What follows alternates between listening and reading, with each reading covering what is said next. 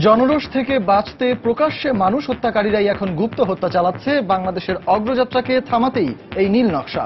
সংবাদ সম্মেলনে প্রধানমন্ত্রী। চট্টগ্রামে পুলিশ কর্মকর্তার স্ত্রী হত্যাকাণ্ডে শিবিরের সাবেক নেতা আটক। হত্যাকাণ্ডের আগে মৃত্যুর মোবাইল ফোনে কোনো খুদে বার্তা আসার প্রমাণ পায়নি পুলিশ। এবং ঝিনাইদহে একের পর এক সাম্প্রদায়িক হত্যাকাণ্ডে আতঙ্কিত এলাকাবাসী। জঙ্গি সম্পৃক্ততা মানতে নারাজ পুলিশ।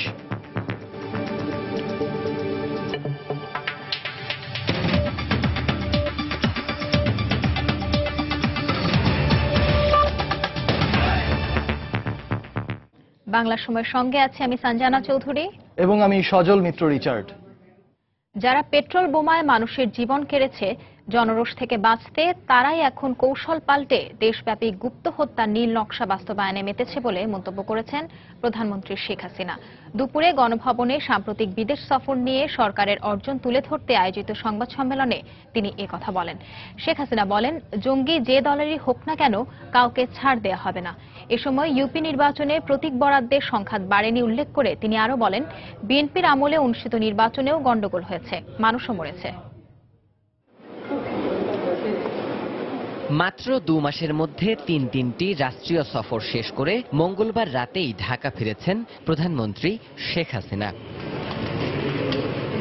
প্রথমে বুলগেরিয়া, মাঝে জাপান এবং সবশেষ সৌদি সরকারের আমন্ত্রণ রক্ষা করে সরকারের গুরুত্বপূর্ণ অর্জনগুলো দেশবাসীর সামনে তুলে ধরতে বুধবার দুপুর 1:30টায় গণভবনে সংবাদ সম্মেলনে হাজির হন বঙ্গবন্ধু কন্যা শেখ হাসিনা। সৌদি আরব সফরটি ছিল অত্যন্ত ফলপ্রসূ। সফরগুলোতে বিভিন্ন বৈঠকে প্রাধান্য পাওয়া বিষয়গুলো সাংবাদিকদের কাছে তুলে ধরেন প্রধানমন্ত্রী।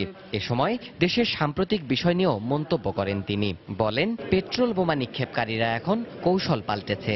প্রকাশ্যে আগে মানুষ হত্যা করতে যে তারা দেখলো যে জনগণের রুদ্র রোষের শিকার হয়, এখন তাদের স্ট্র্যাটেজি পাল্টে নিয়ে গুপ্ত হত্যা শুরু করেছে এবং দেখবে সব সফট টার্গেট। বাংলাদেশ যে এতটা এগিয়ে যাচ্ছে এটা যারা চাইনি, তাদেরই একটা নীল নকশা। প্রধানমন্ত্রী এ সময় আরো বলেন, গুপ্ত হত্যার প্রতিটি ঘটনার সূত্র একই জায়গায়। এটা কথা মনে রেখে দেবেন, কখনো কোনো অমূলক কথা বলি না। একটা কথা ভুলে গেলে চলবে না, আমি হেড অফ দ্য গভর্নমেন্ট, আমার কাছে নিশ্চয়ই তথ্য আছে।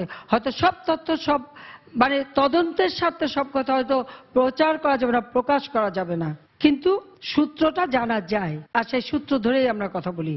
আপনারা দেখবেন জঙ্গি তারা যে দলের হোক আর যাই হোক আমাদের কাছ থেকে রেহাই পাবে না, এইটুকু আশ্বাস আমি দিতে পারি। এ সময় ইউপি নির্বাচনে প্রাণহানি নিয়ে মন্তব্য করে শেখ হাসিনা বলেন, প্রতীক বরাদ্দে বেশি জীবন ঝরেছে, কথাটি সঠিক নয়।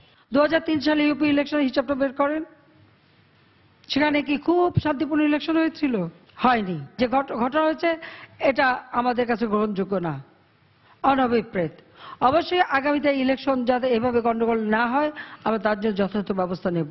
আমরা প্রতীক দিয়েছি বলে গন্ডগোল হয়েছে সেটা যারা মানে প্রমাণ করতে চায়, আমি তাদের সাথে মোটেই একমত না। বরং প্রতীক দেওয়াতে গণতন্ত্র চর্চার একটা সুযোগ হয়েছে।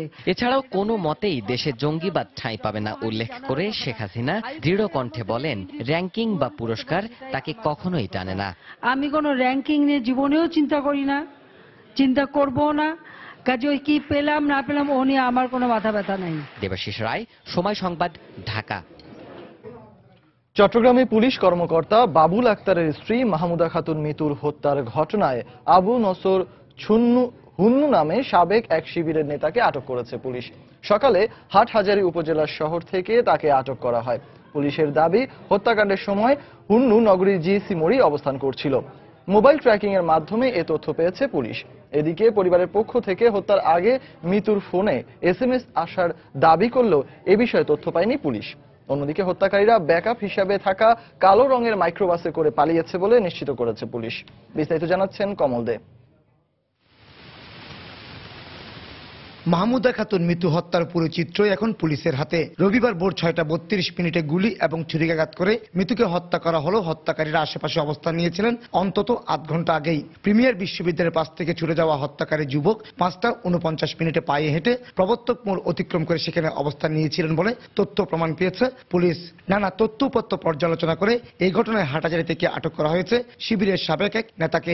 হত্যাকাণ্ডের সময় শিবিরের এই নেতা জিসি মোড়ে ছিলেন বলে মোবাইল কল লিস্টে তথ্য পেয়েছে পুলিশ। আবু নসর গণ্য। তাকে আপাতত আমরা এই মামলায় আমরা গ্রেফতার করেছি। শিবিরের রাজনীতির সাথে সম্পৃক্ত ছিল এবং তার বিরুদ্ধে বিভিন্ন ধরনের অপরাধমূলক সন্ত্রাসী কর্মকাণ্ডে সম্পৃক্ত থাকার কিছু তথ্যের ভিত্তিতে আমরা তাকে সন্দেহ করছি যে এই ঘটনায় সেও জড়িত থাকতে পারে। আমার মেয়ের মেসেজ দিয়েছে মোবাইলে এবং সেখানে বলে স্কুল টাইমটাকে শিফট করছে। তবে সেই রহস্যজনক এসএমএস এর সহজ সমাধান হচ্ছে না, কারণ রহস্যজনক একটি মোবাইল এসএমএস পেয়ে মৃত্যু নির্ধারিত সময়ের 8 ঘন্টা আগেই বাসা থেকে বের হয়েছিলেন বলে অভিযোগ করেন তার বাবা। কিন্তু পুলিশের দাবি সেরকম কোনো এসএমএস এর তথ্য তার কল লিস্টে নেই। বাবুল আক্তারের নিহত স্ত্রীর মোবাইল পর্যালোচনা করে আমরা কোনো মোবাইলের যে কল লিস্ট পর্যালোচনা করে কোনো এসএমএস পাঠানো হয়েছে সেটি আমরা খুঁজে পাইনি। মাহিরের স্কুল কর্তৃপক্ষ দাবি করেছে এ ধরনের কোনো এসএমএস তারা দেয়নি, এমনকি পরিবর্তন করা হয়নি স্কুলের সময়ও। কেউ কেউ বলছে এসএমএস গিয়েছে, কেউ কেউ বলছে যে সময় পরিবর্তন করা হয়েছে। দুটো ব্যাপারই আমি পরিষ্কার করে বলতে চাই, আমরা কোনো এসএমএস দেই নাই বা আমরা কোনো সময়সূচি কোনো পরিবর্তন করি নাই। এখন পর্যন্ত হত্যাকাণ্ডে ব্যবহৃত মোটরসাইকেল উদ্ধার ছাড়া মামলা তদন্তে তেমন কোনো অগ্রগতি হয়নি বলে খোদ পুলিশ কর্মকর্তারাও স্বীকার করেছেন। কমল দে, সময় সংবাদ, চট্টগ্রাম। বাংলার সময় আরো থাকছে। বগুড়ায় শিয়া মসজিদে হামলার আসামি কাউসার শিবগঞ্জে গুলিতে নিহত। যশোরে ডাকাত সন্দেহে গুলিতে আরেকজনের মৃত্যু। পুলিশ বলছে দুটোই বন্দুকযুদ্ধ।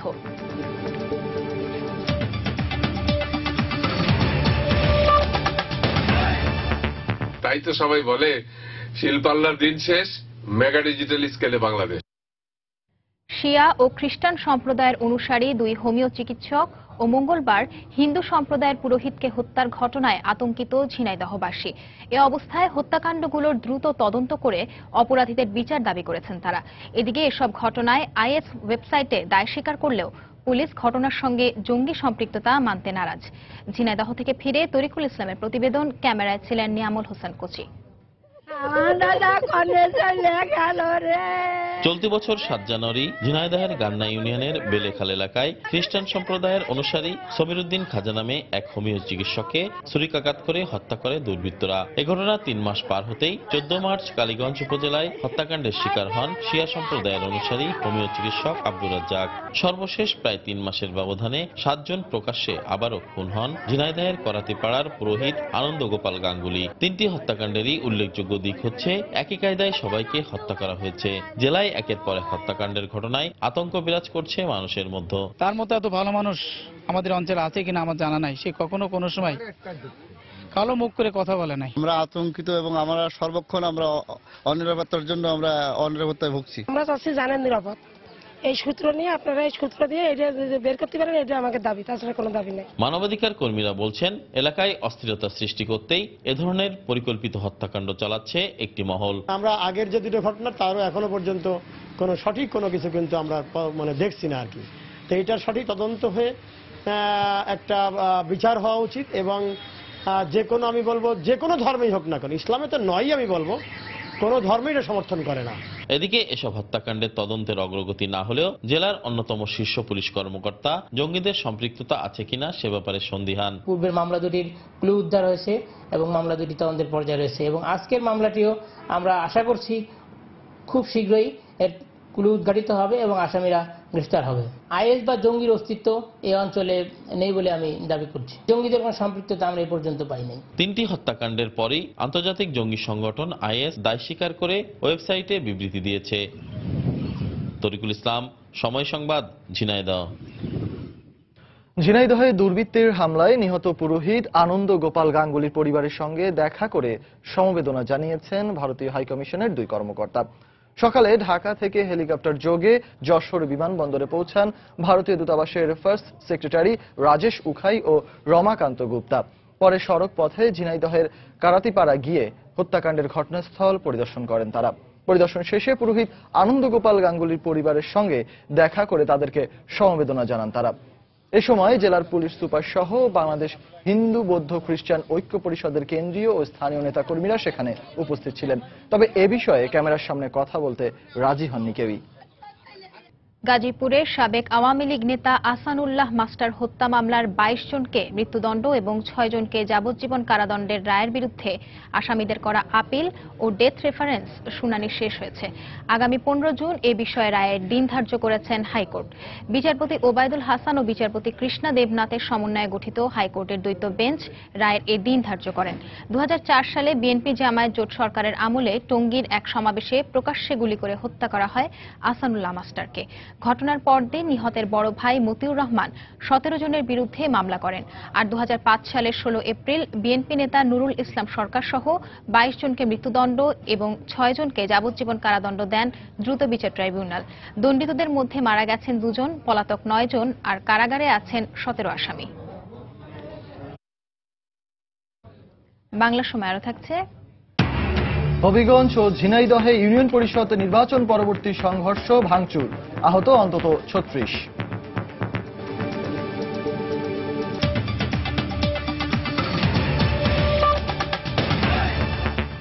আরএফএল ওয়াটার পাম্প, পানি দেবে টেনশন নয়।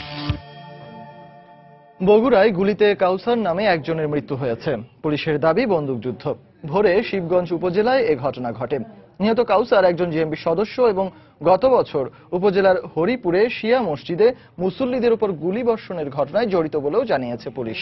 পুলিশ জানায়, কাউসারের নেতৃত্বে কয়েকজন জেএমবি সদস্য বগুড়ায় নাশকতার পরিকল্পনা করছে এমন সংবাদের ভিত্তিতে শিবগঞ্জ উপজেলার আটমূল লোহার ব্রিজ এলাকায় অভিযান চালায় তারা।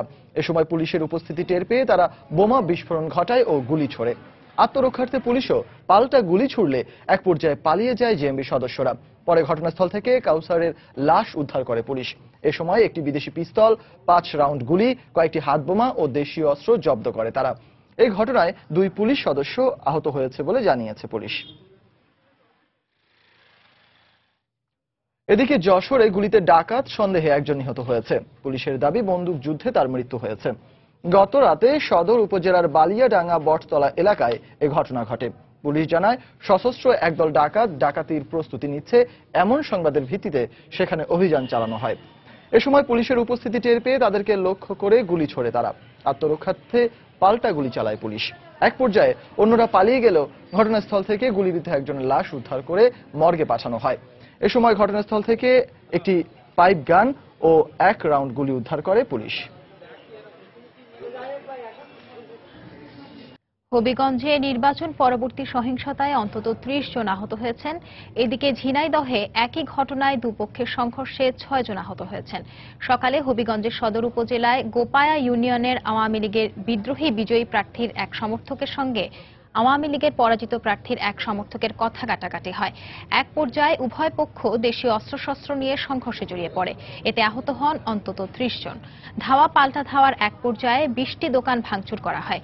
এদিকে ঝিনাইদহের শৈলকুপা উপজেলার দুধসর ইউনিয়নে নির্বাচন পরবর্তী সংঘর্ষে আহত হয়েছেন আরও 6 জন।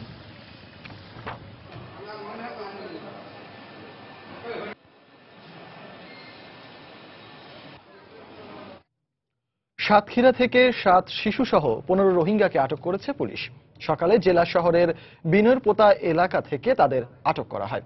পুলিশ জানায়, বিনরপোতা বিসিক শিল্পনগরী এলাকায় রোহিঙ্গা সদস্যরা অবস্থান করছে এমন খবরের ভিত্তিতে সেখানে অভিযান চালানো হয়।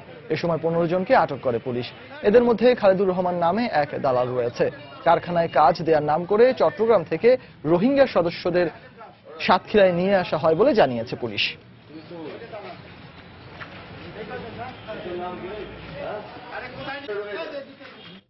বাংলার সময়ের শীর্ষ সংবাদগুলো জানিয়ে দিচ্ছে আরো একবার। জনরোষ থেকে বাঁচতে প্রকাশ্যে মানুষ হত্যাকারীরাই এখন গুপ্ত হত্যা চালাচ্ছে। বাংলাদেশের অগ্রযাত্রাকে থামাতে এই নীল নকশা সংবাদ সম্মেলনে প্রধানমন্ত্রী। চট্টগ্রামে পুলিশ কর্মকর্তার স্ত্রী হত্যাকাণ্ডে শিবিরের সাবেক নেতা আটক। হত্যাকাণ্ডের আগে মৃত্যুর মোবাইল ফোনে কোনো খুদে বার্তা আসার প্রমাণ পায়নি পুলিশ। এবং ঝিনাইদহে একের পর এক সাম্প্রদায়িক হত্যাকাণ্ডে আতঙ্কিত এলাকাবাসী। জঙ্গি সম্পৃক্ততা মানতে নারাজ পুলিশ। এই ছিল বাংলা সময়। যে কোনো খবর পেতে ভিজিট করুন সময়নিউজ.tv। এছাড়া এই মাত্র পাওয়া খবর আপনার মোবাইলে পেতে SMS করুন *SN লিখে পাঠিয়ে দিন 16242 নম্বরে। সঙ্গে থাকুন সময়।